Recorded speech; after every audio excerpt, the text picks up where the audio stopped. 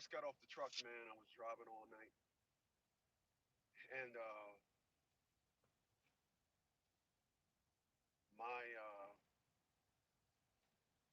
got real. I don't know. I was thinking about something I got in a moment. I do. I know what it was. I'm not gonna lie to y'all. I was watching Pelham 123, and if you've seen the movie, there was a part in there where um,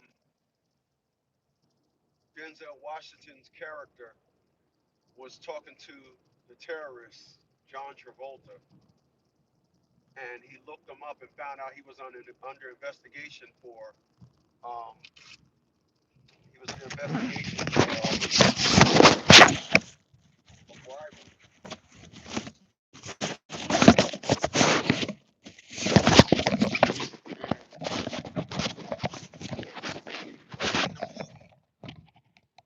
Uh, if you've seen the movie, um, Denzel Washington, they made his character a real kind of slow. Like his wife asked him to bring some milk home, and she was like, "Bring home some milk." He was like, "Okay, okay, okay, a half a gallon. Okay, a half a gallon." So they really gave him. You know, when you watch movies, they really gotta play the part because there was times in there where they were trying to blame Denzel Washington on being part of the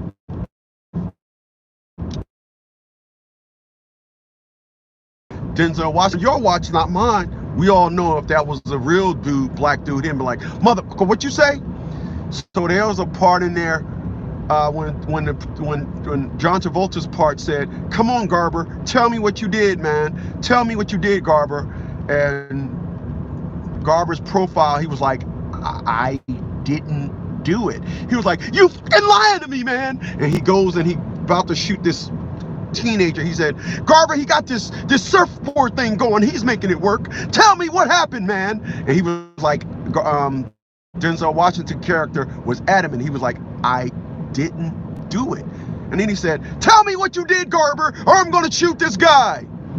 And finally he started breaking down and he confessed to a crime. He's confessed to this crime, right? I just choked up just thinking about it. He confesses to this crime, and everybody's listening. And then at the end, the mayor comes up. He's leaving, and the mayor comes up to him and says, "Garber." And he turns around and he was like, "Every day, this is what the mayor says to him. Every day I got to get up and I got to thank people that I don't know why I'm thanking." He said, "But I want to thank you. I want to thank you, right?" And then he says to him, he says, "I want to thank you." And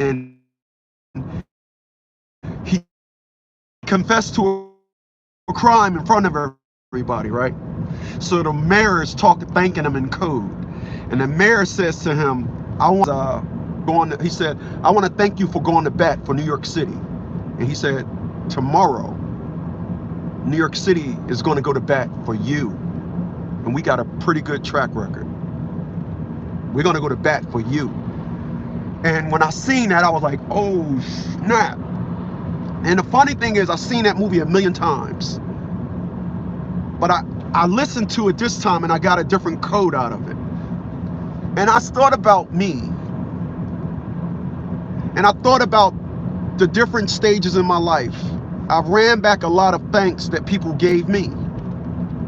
Mama Net, Mama Crawley, thousands of people on my platforms, thousands of customers thanking me.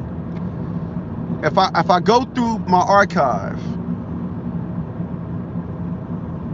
1987, I went to school in a white neighborhood. When Barringer High School had a half a day, because my school was a vocational school, a lot of people got bussed in. So when Barringer High School had a half a day, they would come up to my school and rob people. people, every time Barringer had a half a day, people would come to school the next day saying somebody got robbed. And my high school, being that it was in a white neighborhood, they would come up there and have a pick of the litter. Now I would come out of the school with my sheepskin hat, gloves on, and let's be clear, excuse me.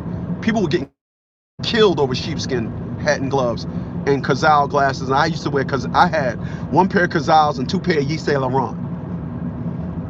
I didn't have my caddy at the time. So I come out of school one time, and Nelson Leaf, it's a friend of mine on YouTube. For those that friended me on my personal Facebook, you can go ask him. I comes out of school with my sheepskin hat and it's like 50 fucking Puerto Rican dudes out there after me. And my aura and everything, I said, yo man, the dude, yo man, what the fuck you fucking with my boy? I said shit. I did all these guys out, and I got this style from my friend Daryl. That was not my, had I not had a friend like that a couple of years earlier named Daryl that went to my high school, I would not have known that tactic. And that tactic was, in the face of about to get your ass kicked, laugh at the motherfuckers. And that's what I did. And then out of all them Puerto Ricans was one black dude there, and I said, yo man, and all these fucking Puerto Ricans and you, like, oh. I got called down to the office the next day. The vice principal asked me about the incident.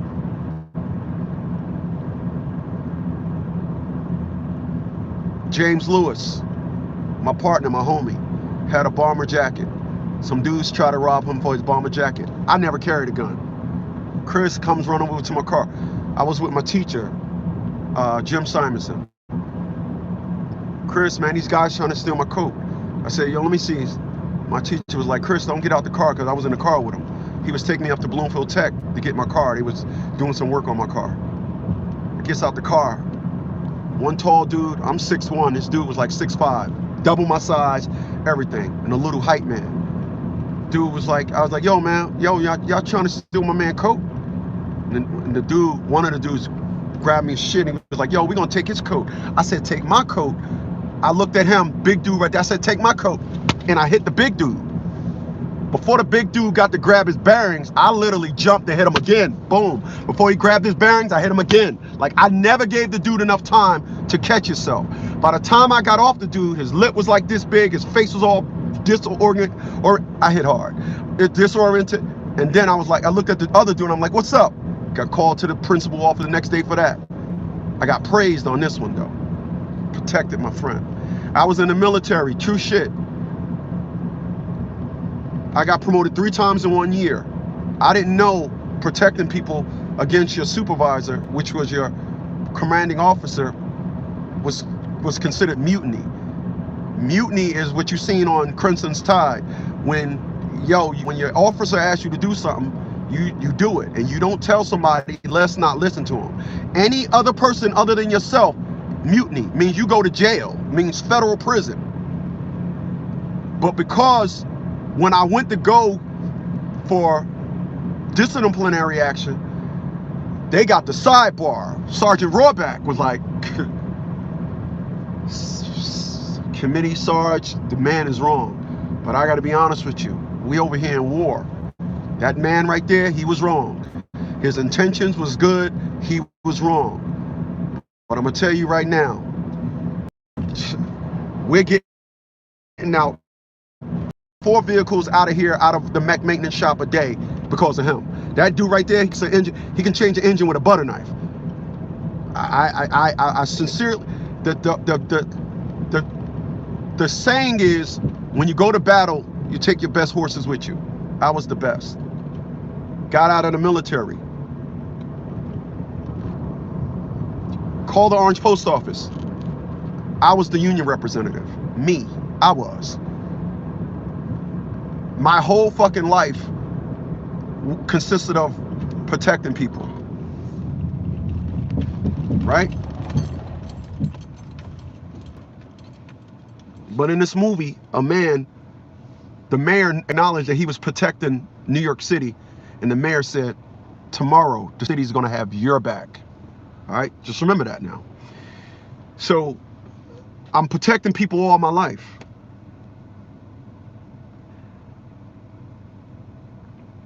As the threat presents itself, I adjust my fight. I need y'all to follow me. And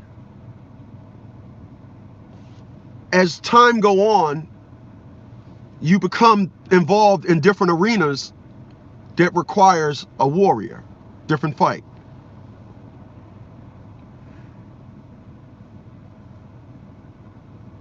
I left the post office and now I'm fighting to be a father. Fight.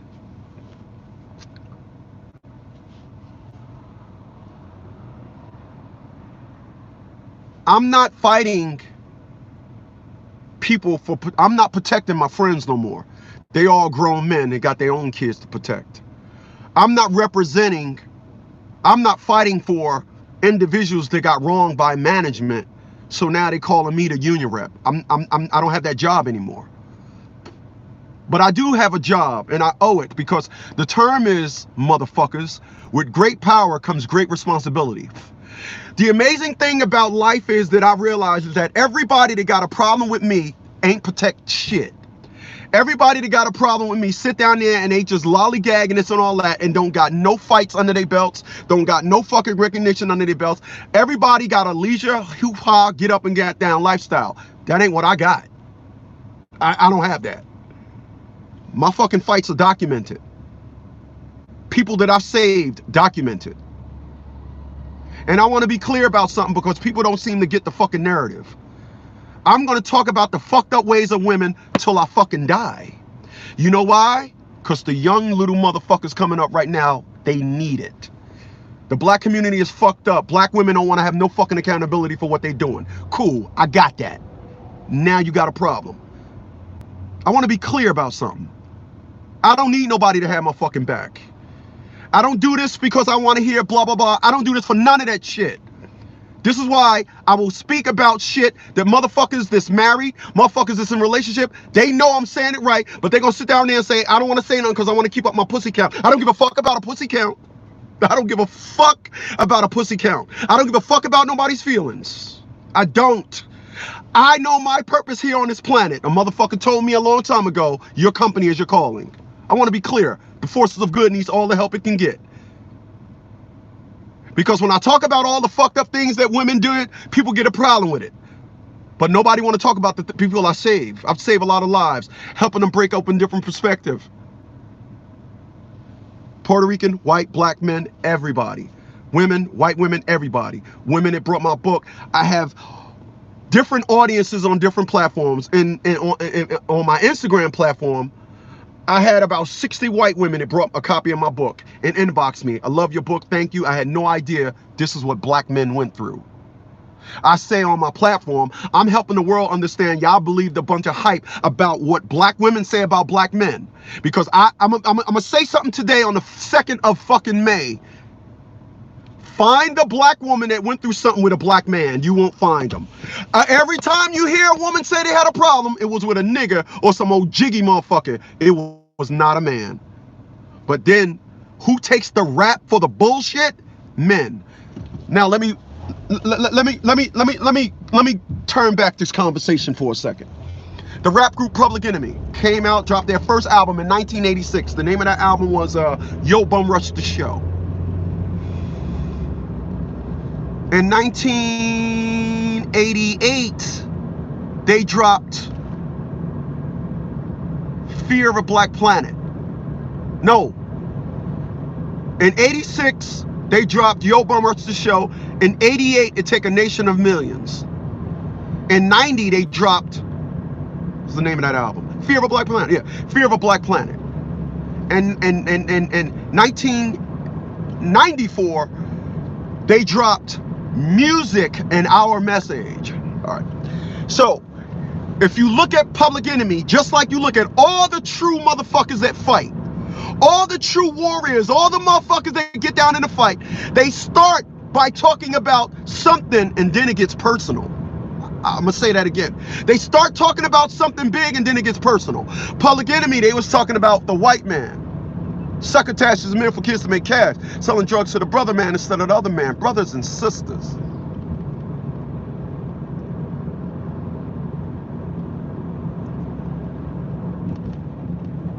Y'all heard about Professor Griff? The Jews financed the slave trade. Right? The Jews financed the slave trade.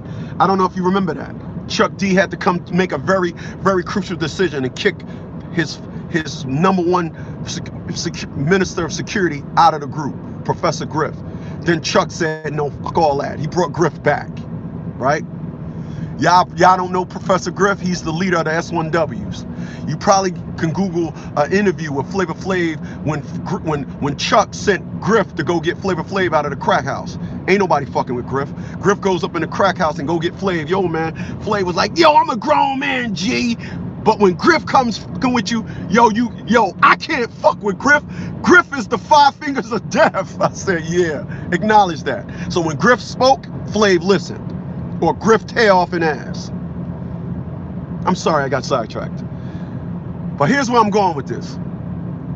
Chuck D started off by saying the white people was fucking up black people. White people was fucking up black people. This is how it goes, y'all. But individuals don't want to understand it when I do it. White people fucking up black people. White people. Elvis was a hero the most, but he never meant to me as he straight out racist. The sucker was simple and plain, motherfuck him and John Wayne, right?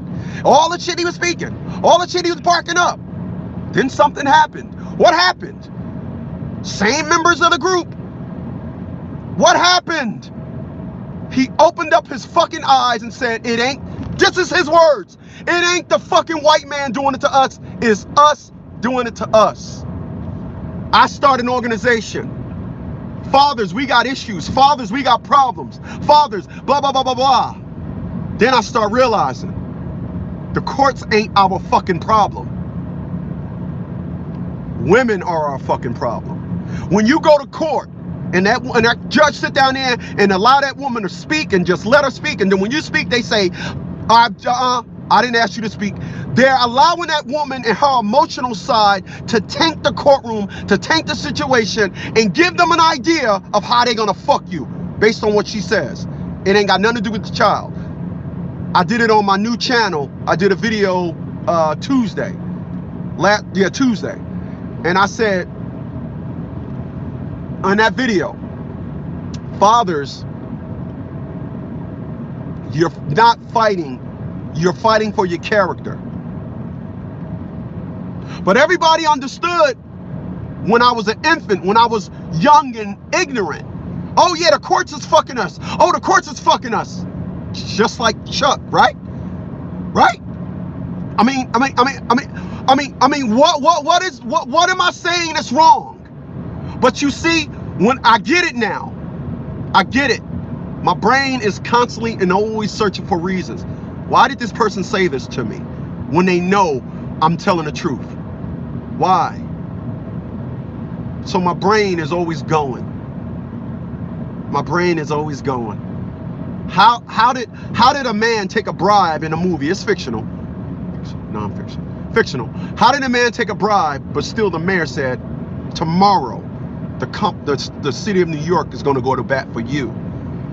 How do I get thousands of individuals that thank me, but hundreds of thousands of individuals that got one negative things to say about my words? Because you can go down YouTube and find individuals saying, yo, black women ain't shit, them fucking bitches, yo, all them fuck. I don't speak like that. But like I told y'all over on Red Pill, your woman will always find a reason to hate you. They will find a reason to say, I just don't know. You know, all the other men that I dated, they just gave me wrong, but I can't trust him. I got to have a backup plan in case this fall out. I got to take, remember what you said that in your video, and take little stabs. But you can go to other motherfuckers and they're being direct. I'm being accurate. I have intellect. I'm the guy to tell y'all, never call a woman a B word, because now you're now killing your message. Your message get lost, right? Oh, you never heard me when I said that. But I'm getting off topic. But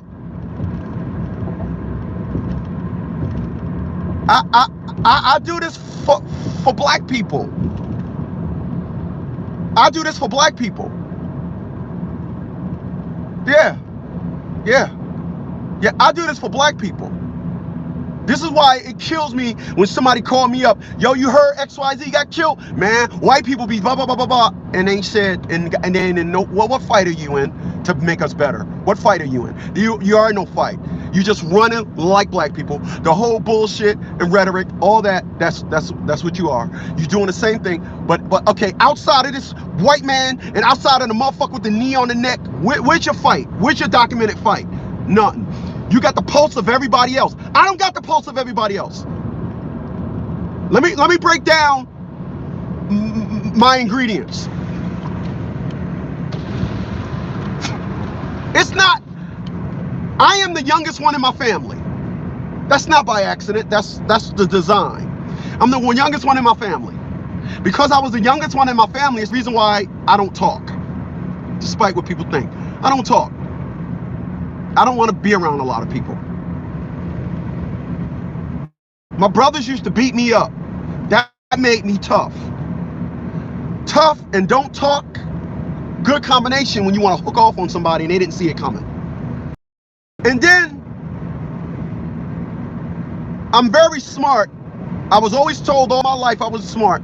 But then when I went to high school, I told y'all this a couple of times, but individuals wasn't here, they probably don't remember. I was in special ed. I stayed back in 9th grade. They put me in special ed for 9th grade and the first 3 semesters of 10th grade. The last semester of 10th grade, they put me back in regular classes. So now when people try to play me for stupid or misinterpret my words, because that's what individuals love to do. People love to misinterpret your words. They love to, this is the number one thing that people do. You say something and they answer it to something totally different and try to justify that as the answer to what the fuck you said. No, that's not what I said. I realize now that the number one thing that people will always do is everybody got to prove that I'm wrong. So they misinterpret what I say intentionally and slide that bullshit in there. Then I got to correct them. No, I'm right. Because what I always say is, I'm right on what I'm right on. If I don't know about it, I ask. You know, that's one of the things, if anybody ever take a class with me, they'll notice, yo, that dude right there, he asks a lot of questions. I don't do that thing where I'm gonna assume I know what's right and fall back in the cut. Then when it's time to do it, I'm all fucked up in the game. I'm the type of person that I'll be in class, 10 minutes in, I ask 3 questions. Ain't no shame in my game. None. But I got individuals. Let me say this. Let me say this. Let me sidebar for a second. People, I have a substantial amount of money in the bank. I do. You know what doesn't match? As I listen to Dave Ramsey and he constantly drilled this in my head. You know what don't match? Money and debt. You're not supposed to have money and debt. If you pay $1 a month in interest and you got money in the bank, something's wrong. So I'm trying to smarten up. I'm trying to tie in all my smarts. I'm trying to get I'm trying to tie in all my loose ends of smart so I can be fully, the full spectrum of smart. I'm that across the board. Pay off my house before I'm 55. Smart thing to do. That's what I'm trying to do. Now, there are people that may have listened to what I said and said, well, it's impossible not to do that. So, dummy, stupid ass. What I just said, if you have money in the bank. Okay. And I realize that it's convenient for people to misinterpret my words because I just gotta be wrong. I gotta be proven wrong. After all, I remember me saying I have the best way of proving things. And I realized that when you say things like that, when you're confident, you create enemies. I remember Vision told the Avengers, our very existence promotes enemies.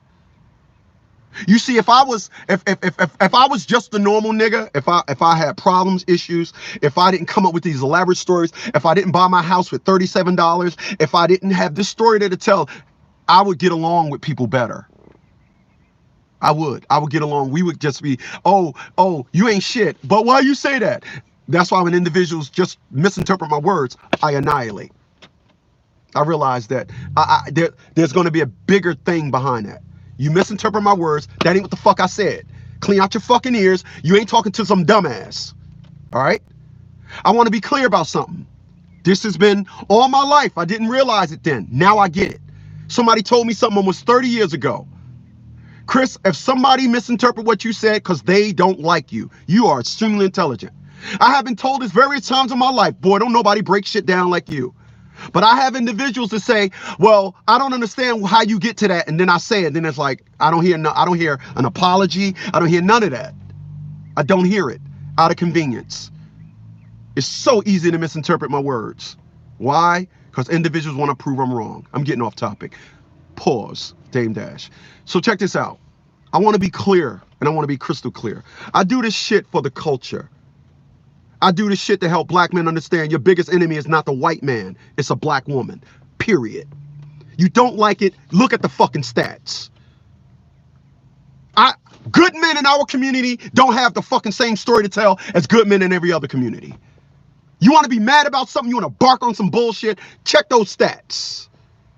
Check them. 61% of women in our community, the community you call black, have babies with motherfuckers that was in jail. Felons. Why? Because it's the fucking culture. Ain't that what I said? Want to be clear about something. I do this for the kids. I don't give a fuck about you. I don't do this for 40 and 50-year-olds. I don't give a fuck about y'all. My message is to make sure that the young kids come up and say, oh, that black ugly motherfucker on YouTube that ain't got no fucking friends, that all this shit. Oh, I want to make sure they fucking know. How about that? How about that? I'm not like nobody else. My friends got that a long time ago. Chris, he do shit. I had a woman tell me something a couple of years ago. Miss Two Fly Trucking. She got her little trucking video thing going on now. That woman called me up and said, Mr. Smith, I'm going to tell you something that I realized about you. You know what she said? She said, Mr. Smith, I can tell when you go to bed at night, you don't lose no sleep. You motherfucking right I don't.